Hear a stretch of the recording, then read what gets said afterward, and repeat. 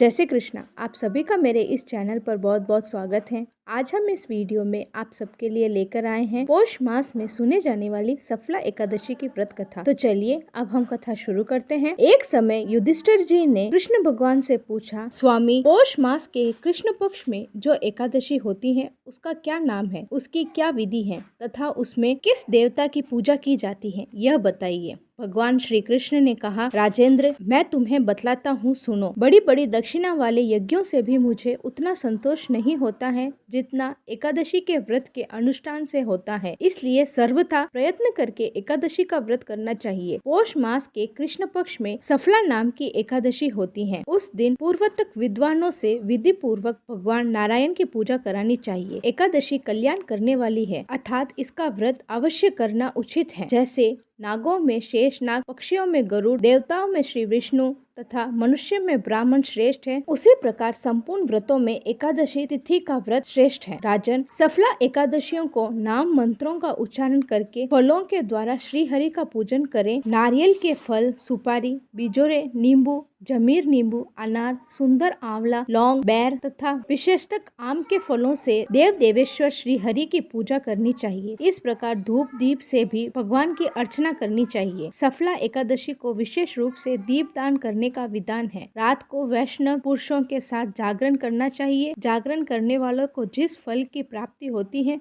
वह हजारों वर्ष तपस्या करने से भी नहीं मिलता। नृप श्रेष्ठ, अब सफला एकादशी की शुभ करनी कथा सुनो। चंपावत नाम से विख्यात एक पुरी है जो कभी राजा महेशमती की राजधानी थी। राजश्री महेशमती के 5 पुत्र थे। उनमें से जो ज्येष्ठ था वह सदा पाप कर्मों में ही लगा रहता था, पर स्त्रीगामी था। उसने पिता के धन को पाप कर्मों में ही खर्च किया। वह सदा दुराचार परायण तथा ब्राह्मणों का निंदक था। वैष्णवों और देवताओं की हमेशा निंदा किया करता था। अपने पुत्र को ऐसा पापाचारी देखकर राजा महेशमती ने राजकुमारों में उसका नाम लुम्बक रख दिया। फिर पिता और भाइयों ने मिलकर उसे राज्य से बाहर निकाल दिया। लुम्बक उस नगर से निकलकर गहन वन में चला गया। वहीं रहकर उस पापी ने प्राय समूचे नगर का धन लूट लिया। एक दिन जब वह चोरी करने के लिए नगर में आया तो रात में पहरा देने वाले सिपाहियों ने उसे पकड़ लिया, किंतु जब उसने अपने को राजा महेशमती का पुत्र बतलाया तो सिपाहियों ने उसे छोड़ दिया। फिर वह पापी वन में लौट आया और प्रतिदिन मांस तथा वृक्ष के फल खाकर जीवन निर्वाह करने लगा। उस दुष्ट का विश्राम स्थान पीपल वृक्ष के निकट था।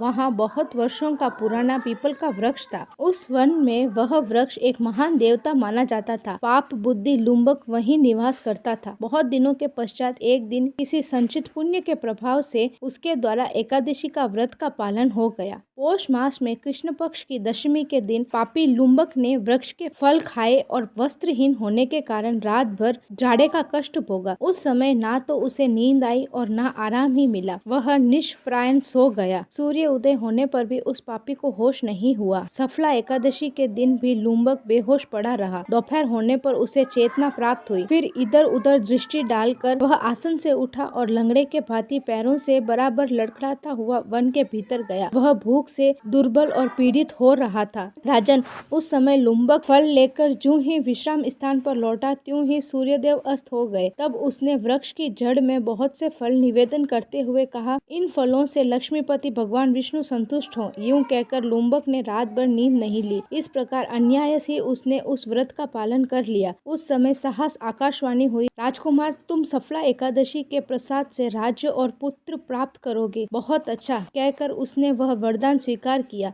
इसके बाद उसका रूप दिव्य हो गया। तब से उसकी उत्तम बुद्धि भगवान विष्णु के भजन में लग गई। दिव्य आभूषणों की शोभा से संपन्न होकर उसने अकंटक राज्य प्राप्त किया और 15 वर्ष तक वह उसका संचालन करता रहा। उस समय भगवान श्री कृष्ण की कृपा से उसके मनोज नामक पुत्र उत्पन्न हुआ। जब वह बड़ा हुआ तब लुम्बक ने तुरंत ही राज्य की ममता छोड़कर उसे पुत्र को सौंप दिया और वह भगवान श्री कृष्ण के समीप चला गया, जहाँ जाकर मनुष्य कभी शोक में नहीं पड़ता। राजन, इस प्रकार जो सफला एकादशी का उत्तम व्रत करता है वह इस लोक में सुख भोग कर मरने के पश्चात मोक्ष को प्राप्त होता है। संसार में वह मनुष्य धन्य है जो सफला एकादशी के व्रत में लगे रहते हैं। उन्हीं का जन्म सफल है। महाराज, इसकी महिमा को पढ़ने, सुनने तथा उसके अनुसार आचरण करने से मनुष्य राजस्यु यज्ञ का फल प्राप्त करता है। जय श्री कृष्ण। अगर आपको मेरी ये कहानी अच्छी लगे तो इसे लाइक करें, शेयर करें और मेरे इस चैनल को सब्सक्राइब करना बिल्कुल ना भूलें।